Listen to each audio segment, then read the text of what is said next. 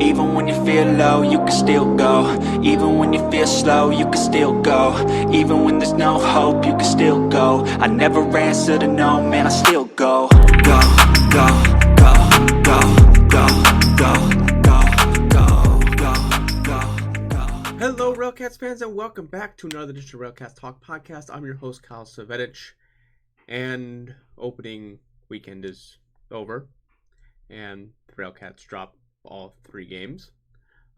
First game, lack of offense. Second game, a little bit more offense, really one bad inning. And then the third game, more offense, not the best pitching duo, or not the best pitching aspect of it. I know I already kind of did a post game of the opening day game, the 3-0 loss to the Dogs. The one thing that I took away from it, like I said, I know there was some comments being said that it was just bad overall. I really think the bad of it was the lack of offensive production. The pitching side of it, I was confident with Sanabria, Diaz, and Olivero. More of Olivero and Carlos Sanabria. I said his name right the first time and I screwed up. Sanabria there. I know the ERA is inflated. Only pitching 3 2/3 innings. Really, the one run kind of came from Diaz himself when he came in. For substitution of Sanabria. That kind of issue. I think it was just more of a less of what the offense. So when we're going into the second game here, like I said, I can't comment a whole bunch. I have to go back and kind of rewatch the games just because I was closing and just kind of going through the scorelines. So like I cannot say for certain what it looks like, but I know it seems my end of things from just the statistics and kind of looking at the scorecard in general was the Dogs are starting to kind of catch on as far as heating. And this is, like I said, this is before we get too far into discussion of the games. The one thing you got to take away from is that there are going to be some teams that are going to catch fire and that are going to be really good right off the bat, and that's going to be the roster. They're going to be set, and the only thing they have to really worry about is people getting picked off as far as MLB teams or Mexico.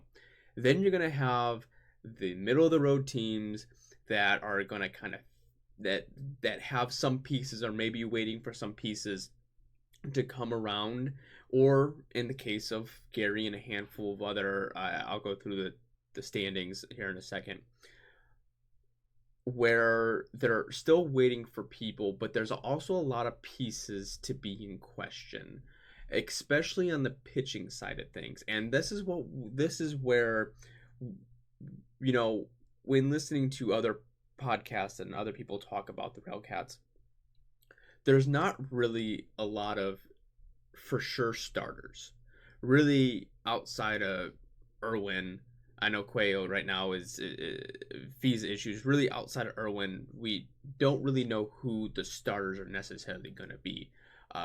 Sanabria, that was one of those that he could reliever, and a lot of these times is you're going to find these pitchers, quote unquote, it's easier to be a starter to move into a relief role than it is a relief role to move into a starter role to be looked at by MLB teams. Moral of the story of what I'm getting at here is there are some pieces that we are unsure of, but there are signs of positivity that I see a little bit. All right, I see positivity from Basabe. Now, granted, the numbers not right there right now. I see positives from Sierra, both defensively and offensively. I think he strikes out a lot. I think that's something he has to work on, but that'll come around. Gio is struggling out of the gate for right now, but I know in the third game, much better, right? So these are positives to look at. LG Castillo hitting the home run and catching fire in the second game. having 2 hits. Valera being consistent in hitting is something that you're expecting out of him. It's a couple of the pieces that we're not sure of. Quintana, is he going to be the consistent force that's going to help us out? Noriega, him in his uh, RailCats debut, going 0 for 2, but I know he had I think it was a catcher's interference and he reached base on an error. But he scored a run. Like, you can't really too much out of that. What I'm looking at here is the strikeouts and things like that. And in game 1, so when I look here, I like to kind of think these kind of stats are interesting to me. So the RailCats got outscored 16-7 in that series. They got swept. Went down in order 11 times. Like, that's a full game and 2 innings where they went down in order. Like, I didn't do the dogs down in order kind of issue, but that's 11 innings. You went 1, 2, 3. There, you're not no production whatsoever. They left 19 runners on base. Granted, we had the same issue last year. I know people sometimes don't care about runners in scoring position, but those matter to a certain extent. Is if you aren't driving anyone in from second or third, you're not going to win a lot of games. They struck out 24 times and only had 19 hits. That's not the best offensively, and at this point the pitching staff is going to have to hold, and when they are productive, the pitching staff's going to have to hold, and that's where I think it failed in the third game. Having a 5-4 lead going into the 6th, and then everything kind of falling apart in the 7th and the 8th.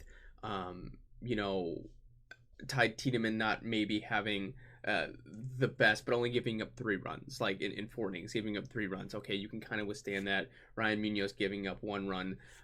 You can kind of withstand, your relief and giving a run up or 2, more a run than or 2, more of a run within, like, if you're going to use more than 4 relievers, you're probably expecting maybe giving up 2 runs, depending on the situation they get put into.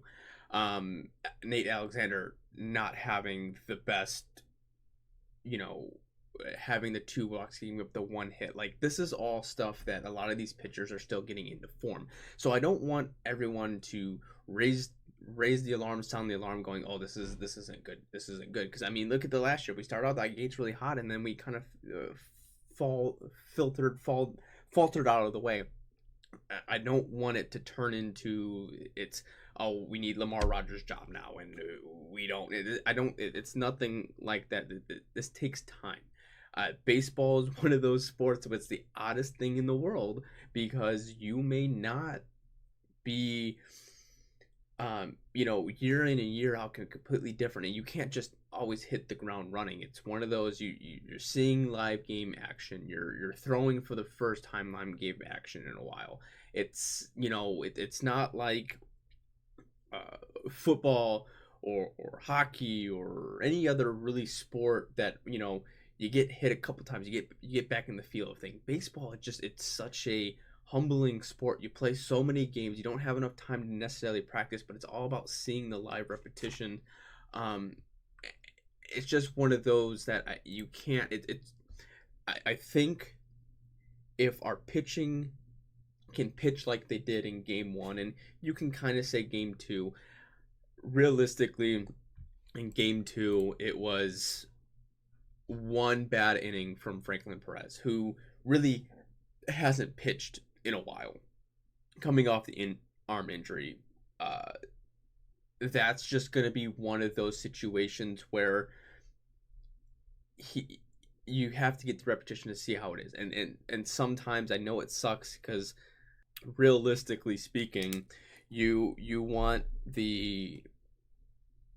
everyone to start off and be hammering foot to the pedal, or foot to the floor, pedal to the metal, however you want to call it, all the way through, and it's just about finding the consistency in the players. And I think we're starting to see some consistency in some pitching. I think Pinto pitched back-to-back games, giving up 1 run. Diaz pitching in not back-to-back games, but him only hasn't given up a run yet. I think there was positives coming from Chris Irwin. He yet again dominant, as I said earlier in the preseason. I even wrote about it. He should be the ace of the staff. No ifs, ands, or buts about it. I know there was like that arm injury, so I wasn't sure if he was going to be able to play, but like he's the ace of the team. Hands down, he's the most consistent RailCat, most consistent pitcher. He should be getting bulk of your starts. Even out of Carlos, you saw something good out of him. The issue is that a lot of these pitchers aren't up to par yet as far as arm strength or fatigue, or they're not there yet. Their durability is not quite there, so that's going to take some time to build up. So for right now, really the pitching staff, you're looking at maybe 4 to 5 innings for the next couple weeks, and you're going to have to rely heavily on that bullpen. And then once you kind of get through midway-ish through June, you may start seeing some of those relief pitchers or more defined roles, and some of those pitchers that you may not necessarily need start to be moved, or start to release, start to move on or trade, or whatever the case may be. So you're going to start maybe filling some holes in the outfield or in the infield or in the hitting positions. Like I said, some of this is really up on paper. Yes, do the RailCats really look that good? More than likely not. I think we all kind of get blinded by just the fandom in general, and but the hard part is a lot of these players are so unknown. I mean, we know what we should expect out of a Gio Diaz. We know what we should expect out of a LG Castillo, out of Valera. Outside of that, we don't know what to expect from these other players. Decker was part of the team last year. Marcos Gonzalez was a part of the team last year. But what are we to really expect? We really didn't see them play. Even Abakli, we didn't see them play. So we don't really know what we're going to get from these players. We see what Basabi and Sierra did in past teams, but what are they going to give the RailCats? And even on the pitching side, I mean, there's your biggest what ifs. I mean, realistically, we should know what to expect out of Valdez. And people look at Valdez's numbers from last year and they're heavily inflated. Like, if you look at their concern, when just listening around and people talking that they were concerned about his consistency, that's just looking at the raw numbers of, oh, hey, this was his ERA. He was rocky at the beginning. He had really a couple bad outings really at the beginning, and then I know he went 8 games or so, giving up at least a run or no runs, a couple hits here and there.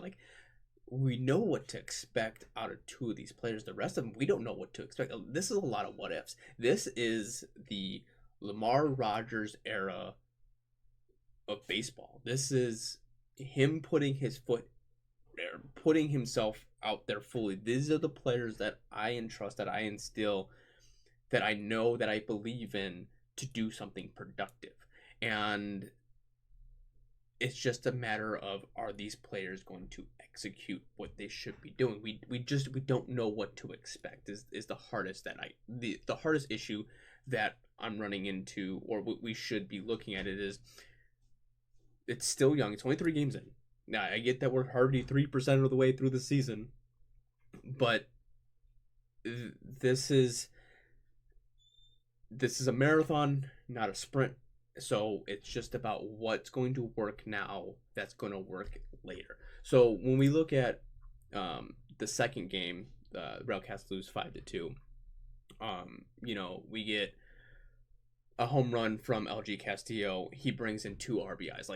That was his turning point in I think so far in the season. Right there was that game, hitting the home run, getting that confidence up, knowing what he can and can't, what he can do.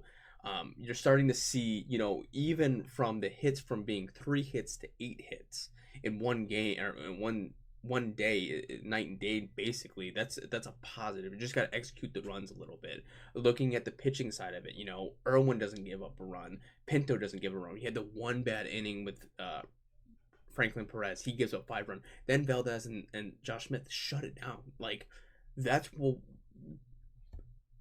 you look at, the one bad inning, and that ruins the entire game.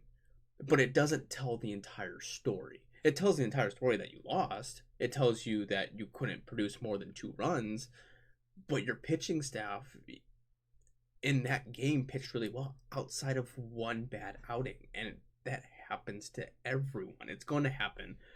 Moving on to game 3, Gio Diaz gets 2 hits. Castillo gets 2 hits. Valera gets 2 hits. So right now, Valera, I believe, is on a 3-game hitting streak. He's on a 3-game hitting streak. Like, that's what you expect from him. He's going to give you that aspect. And the other notable thing here, other than the one, I believe, yesterday from Valera, knock on wood, the RailCats have only committed 1 error. Like, that's a huge difference than it was last year. I could probably go back and we can just see, right away. And I think, first game, there's probably not gonna be any errors. No errors in the first game. No errors in the second. Actually, okay. Well, maybe we were a little bit better. No, actually, probably better last year than defensively starting out the gates, but that was also Winnipeg to a certain extent. So I guess I can kind of peel back that comment. I think defensively, I feel defensively better. I think Basabe is playing one hell of a third base. That guy is a human highlight reel. I think he is the standalone third baseman. Like, that's his spot. Like, there we go. Once we get Mariaga back, you throw him at second, and I think we have a deadly infield. I really do. Like I said, on the Valera error, I didn't watch it, so I don't really know I can't really comment too much on that. But the hits, having 8 hits, scoring 5 runs, that's more productive. Scoring 5 runs, you're more than likely going to win majority of the games and lose it, just depending on your outing. And really, you had the Ty Tiedemann and Nate Alexander at the top and the bottom are the ones that had a little bit of roughness there. Really more Alexander than Tiedemann, because Tiedemann pitched 4 innings, gave up a running base basically each inning, which it is what it is. But Nate Alexander giving up 3 earned runs in 1 inning, that's going to hurt you more than anything. And Munoz and Diaz and Pinto giving up a total of 2 runs. Realistically, you're looking at a 5-5 game, and you just kind of have to go from there. And it's just the best point, who's going to falter first. And I think Chicago just looks really good this year. So does Cleveland. They look really good this year.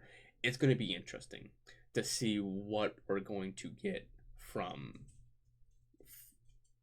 the rest of the division. Which, speaking of the rest of the division, when we look into actually, before we go in that, I just want to go over stats leaders.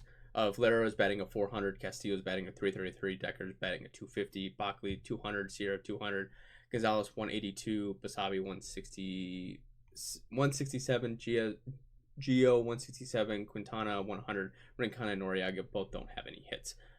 Hit leader right now, Castillo and Valera are tied, both at 4. RBI leader is going to be Castillo at 2 RBIs at the moment on that one. So there's what you got out of that side so far. Pitching wise, really, I would say at this point, Irwin pitching 4 innings, not giving up a run would probably be the best. But Irwin, Smith, Valdez, and Diaz all don't have a run scored on them, or earned run at least scored on them. Olivero, he is a 2.25 ERA. Pinto and Sanabria have a 4.50 and a 4.90. Tiedemann has 623. Munoz has a 1350. Nate Alexander has a 27, and then Franklin Perez is up at 67.5. That is going to take him almost forever to bring that down. So that's what you're looking for, the pitching side of things. Now, that's not everyone that has been able to pitch yet. We still have to see what we're going to get out of like a Peyton Long. Really, I think that's Daniel Vitriago is the only. So I'm going to guess that Peyton Long and Vitriago are probably more than likely going to end up being the next starting pair to go, would be my guess. I'm going to guess it's probably going to be Peyton Long and then Vitriago from there. So I don't know. We'll see what that's going to turn into. But anyways, going on to Milwaukee, they come off a 3-game series against King County, where they lose they go 1-2, losing game 1 7-3, losing game 2 5-0, and then winning game 3 6-8. On that front, looking at their leaders, Myers batting a 500, Sermo's batting a 417, Osberg is batting at 375, Davis 333, Santos 250, Morrow 182, Estep 167, Lair a 91 or .091, Pruitt .901, and Smith batting a 77 or .077, and then Rodriguez batting at nothing. The hits leader is going to be Sermo at 5. So obviously a lot better batting average, a lot more offensive power. Obviously scoring a total of 11 runs. That's, obviously getting shut out in the same, but that's what you're going to get out of that one. I'm not sure who we're going to see as far as pitching. That's just up in the air. Kind of going last year. I have some of these written down from last year. I have them in order. Looking at Anthony Barone returns. Last year, the Milkmen were 56-44. They were first in the East Division, lost to the Dogs in the East Finals, losing 2-1. They also beat King County in the first round, 2-1. The RailCats. Let's see. Do I not have? I thought I had what they went. I guess I didn't write that down. I could have sworn I did. So 6-5. That's what it was. 6-5 last year. The Milkmen went 6-5. I know at the end of, and my math could be off because it only amounts to 11 games, but I know there was like a 4-game series, and there's a couple of the 4-game series kind of throw everything around. But at that point, I know the RailCats kind of tacked it on a little bit later and towards the end of the season to a certain extent. I don't think Milwaukee is as strong as they were in years past, so this should be a better series. I'm interested to see how it's going to go. The train's just going to keep rumbling. I know the next 2 games are 11 o'clock games. Obviously, it's tomorrow's game. I won't be able to watch. I'll be at work. But then Wednesday's game, I should be able to watch. And then Thursday's game, good to go on that one. And then opening day on Friday at the Steel Yard. So that's what that's looking like. So yeah, I'm not sure how. I'm still curious. I'm still working on what I'm gonna be doing as far as how podcasts are gonna go. Maybe some highlight videos. I'm not sure what I'm gonna do there. I still have to go back and watch the 2 games that I've missed. So on that front of it, but having 2 days off in a row and one being 11 o'clock game, that also helps a lot with trying to catch some of that stuff up. So yeah, that should do it. I was hoping to make this actually a Tuesday podcast, but with the game being at 11, I've decided to make it a late Monday podcast. So yeah, that's going to do it for me. I hope you enjoy the rest of your day, rest of your evening, and go Cats. The 0-2. Swing and a miss, strike 3. Wrap this one up in green.